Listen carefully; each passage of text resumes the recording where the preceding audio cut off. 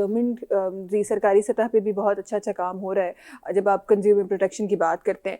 Objective क्या था इस इदारे का? सबसे पहले तो यहाँ पर आएंगे। जी बिल्कुल, ऐसा है कि ये 2012 में हमने इस इदारे को कायम किया था, कंज्यूमर राइट्स प्रोटेक्शन काउंसिल को। ये बेसिकली कराची में बिजली के इश्यूज बड़े क्रिटिकल हो गए थे उस ज़माने में, क्योंकि गवर्नमेंट से वो प्राइवेट सेक्टर की तरफ जा रहे थे, तो उसमें एक यूनियन बन गई, यूनियन को निकाला जा रहा था, तो उसमें कराची बड़ा सफ़र कर रहा था। यानी कि कराची के जो कंज्यूमर हैं उनके साथ एक कह लें कि एक सौतेली माँ वाला सलूक किया जा रहा था। बिजली डिस्कनेक्ट हो गई, बड़े बड़े मैं नाम ले सकता हूँ जो आज माशाल्लाह कहीं प्रेसिडेंट है, मीडिया चैनल पे बैठे, उनके घर की बिजली नहीं पा रही थी उनको भी। सही। तो उस वक्त हमने सोचा कि कोई इसमें ब्रिज का रोल प्ले करना चाहिए हमें। तो मैंने ब्रिज का रोल प्ले किया के इलेक्ट्रिक के साथ, कि जनाब किस तरीके, उस टाइम के इलेक्ट्रिक नहीं थी, वो उस टाइम KESC कहलाती थी।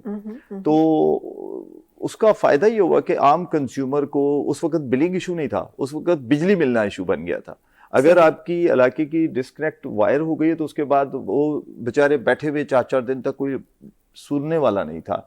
ये लोग जाकर होटल्स में बड़े बड़े कमरों में जाकर छुप गए थे कि इलेक्ट्रिक के जितने बड़े बड़े अफसरान हैं। तो लेकिन इन्होंने एक अच्छा काम किया कि उस टाइम एक वो ब्लैकबेरी सिस्टम चल रहा था, तो इन्होंने उससे कनेक्ट मुझे किया कि जी आप इसके थ्रू, तो ऐसा हुआ कि दिन में हमारे पास कंप्लेन 50-60 आई, और ऐसा भी आया कि 1200 टू अबव कंप्लेंट्स आती थी। अच्छा, फिर ये एक अच्छी बात है, उस जमाने में जो भी लोग थे, ये उनको क्रेडिट जाता है KESC के लोगों को, कि वो उस मसले को रिजॉल्व करके मुझे दोबारा बताते भी थे। तो हमारे पास वो डेटा भी कलेक्ट किया हमने। फिर उसके बाद नेपरा के साथ इजलास होते थे, नेपरा में भी मैं जाता था कि जनाब क्या इश्यूज हो रहे हैं, हम उसको हाईलाइट करते थे।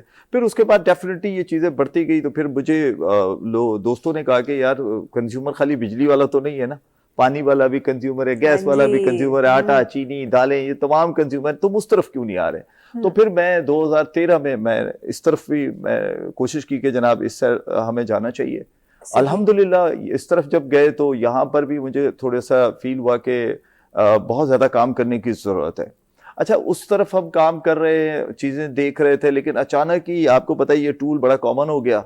इस टूल के नुकसानात आने शुरू हो गए, ऑनलाइन शॉपिंग के सिलसिले चले, खासकर कोविड के ज़माने में लोगों ने, तो उसमें इतनी कंप्लेंट सबसे ज्यादा खवातीन को फेस करनी पड़ रही थी। अच्छा, उनको ये नहीं पता होता, सबसे बड़ा इशू जो है ना, जो मैंने महसूस किया यहाँ हमारे यहाँ, हमें ना डोर नहीं पता है कि हमने डोर नॉक कौन सा करना है। हम सर मारते रहते हैं, कोई इधर दरवाजे पे, कोई उस दरवाजे पे, कोई उस दरवाजे पे।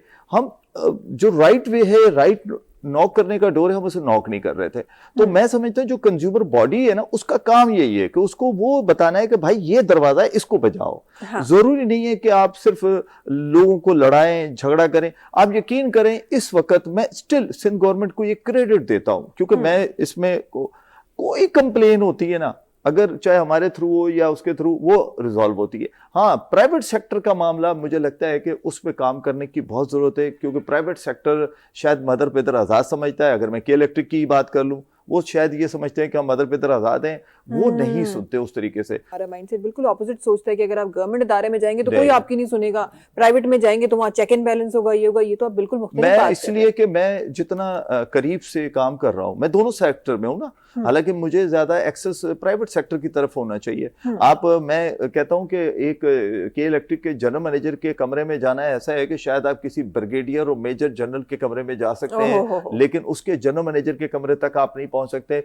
वो बिल्कुल इस तरीके से होता है, उसके गार्ड्स आपको नहीं जाने देते। कहने का मकसद ये है। दूसरा मैं आपको बताऊं, आप देखें, मैं जब बात करता हूं तो मेरे पास उन चीजों के दलाइल भी होते हैं। सिंध मास ट्रांस 30 काम कर रही है। एक छोटी सी वीडियो वायरल हुई कि एक जो हम आम अल्फाज में कहते हैं वो कैलेंडर या कंडक्टर होता है, वो इस खातून के साथ उसका मिसबिहेव था। तो जब मिसबिहेव की वीडियो आई तो जस्ट मैंने शेयर की, और मैं सलाम पेश करता हूं जनाब उस गवर्नमेंट इदारे को। विद इन फ्यू मिनट्स उन्होंने उस कॉन्ट्रैक्टर को ना सिर्फ वो किया, बल्कि उसको जॉब से ही फायर कर दिया। तो ये सिंध गवर्नमेंट है जी। देखिए, हमारे इख्तलाफात हो सकते हैं, वो तो तक कोई इदारा नहीं कर रहा होगा। इस वक्त अगर मैं रमजान, आपको पता है कि अब करीब है, क्योंकि हम रजब में चल रहे हैं, शबान आ गया। हमने रजब से ही एक्टिविटी शुरू कर दी थी कमिश्नर कराची के साथ, और सब्जी मंडी पे रात लेट आवर्स में जाना, 2-2 बजे 3-3 बजे मंडी जाना, वहां पर नीलामी को देखना फिर उस नीलामी को, उसमें शफाफियत को देखना क्या आया कि जो प्राइस दी जा रही है कहीं नाजायज तो नहीं हो रहा, कोई ज्यादती नहीं हो रही। फिर एक रोस्टर बनाना, रोस्टर एक बड़ा मुश्किल काम था। रोस्टर क्या है कि रोजाना की बुनियाद पे मजिस्ट्रेट मंडी जाएगा, वो कीमतों को देखेगा। एक छोटा सा नंबर आप अपने जहन में बिठा लें जी, बहुत आसान सा है जी। उर्दू में कहता हूं 1299, क्या नंबर है? 1299। ठीक है, ये मिलाएं आप। हाँ। कहीं आपको शिकायतें दूध में, कहीं शिकायतें आपको आटे में, कहीं शिकायतें सब्जी में, कहीं दालों में, किसी चीज की शिकायत है। 1299 कमिश्नर कराची का नंबर है। वहां पर उन्होंने 24 घंटे लोग बिठाए हुए हैं कि जो इस चीज की कंप्लेन लेते हैं आपकी। जीअं ही रमज़ान जी अनाउंसमेंट थींदी आहे, जीअं ही 2-3 ॾींहं रमज़ान में बचंदा आहिनि त हिकदम सां महंगाई उरूज ते हली वेंदी है। ये क्या सिस्टम चल रहा होता है कि जैसे ही आप रमज़ान की तरफ जाते हैं तो एकदम से महंगाई, क्या आप कोई प्राइस लिस्ट चेंज हो जाती है, क्या होता है? मसला पता है क्या, दो तरह की महंगाई हमारे यहाँ। एक तो वो है कि अगर कोई चीज की शॉर्टेज हो रही है, मतलब ग्रोवर की तरफ से ही चीज कम आ रही है, तो डेफिनेटली उसकी कीमत थोड़ी बढ़ती है। जब आप डिमांड बढ़ा देंगे, सप्लाई कम होगी तो कीमत ऊपर जाती है। तो फितर पूरी दुनिया में है। एक वो है, चले वो तो समझ में आती है बात कि इस तरह है। लेकिन सेकंडली वो जो गैर कानूनी नाजायज मुनाफाखोरी, जखीरा अंदोजी, वो कर दी जाती है। स्टोर में चीजें ब्लॉक कर दी जाती हैं ताकि उसके बाद रमजान में उसको महंगा कर दिया जाए। उसमें देखिए हमारे यहाँ, मुझे बड़ा अफसोस से कहना पड़ता है, अल्हम्दुलिल्लाह मैं भी मुसलमान हूँ, माशरा भी हमारा तकरीबन 90% मुस्लिम है, लेकिन हम देखें कि कभी क्रिश्चियंस की जब एक्टिविटीज होती हैं या इवेंट्स आते हैं उनके, क्रिसमस आई तो 50% 60% पे सेल्स जो है ना वो डाउन कर दी जाती है उसकी प्राइस। लेकिन हमारे यहाँ न जाने पता नहीं क्या वजह है। अच्छा होता क्या है कि क्या आपने इसी महीने में जब कह दिया जाता है कि शैतान को बंद कर दिया गया, वो भाई इतने सारे शैतान कहाँ से आ जाते हैं? असल वो उसके जो पैदा करदा लोग होते हैं वो सारे मार्केट में कूद पड़ते हैं। यकीन करें, मैंने अभी आप जब वक्फे थे पहले मैंने आपसे अर्ज किया कि मैं 35 रुपए किलो थी, यहाँ पर 250 रुपए किलो थी, 12 रुपए किलो वहां थी, और यहाँ पर 70 रुपए किलो थी। 70 भी मेरे लिए थी ना, पता नहीं पब्लिक को वो कितने की दे रहा होगा। तो अब आप ये इस चीज को तसव्वुर करें कि ये चीज ये है कि मैं ये समझता हूँ हर चीज लाठी से नहीं होती, आपको समझने की जरूरत है। सूरह रहमान में साफ कह दिया गया कि कब तोलने वाला कह दिया गया। हजरत शुएब अलैहिस्सलाम की कौम सिर्फ मिलावट करने पे तबाह बर्बाद कर दी गई।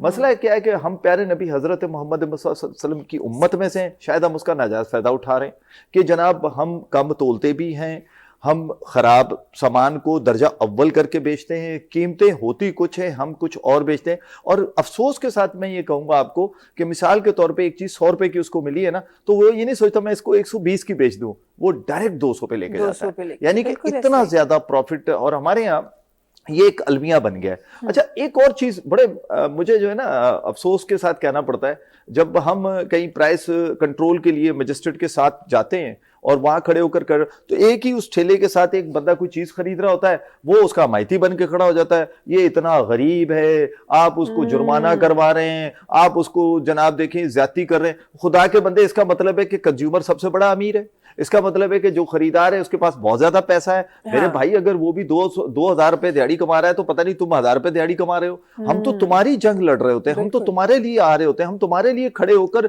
बहस व मुबाहिसा कर रहे होते हैं। हम कोशिश करते हैं गवर्नमेंट के साथ मिलकर उन चीजों को उस कीमत पर बिकवाया जाए कि जो राइट है।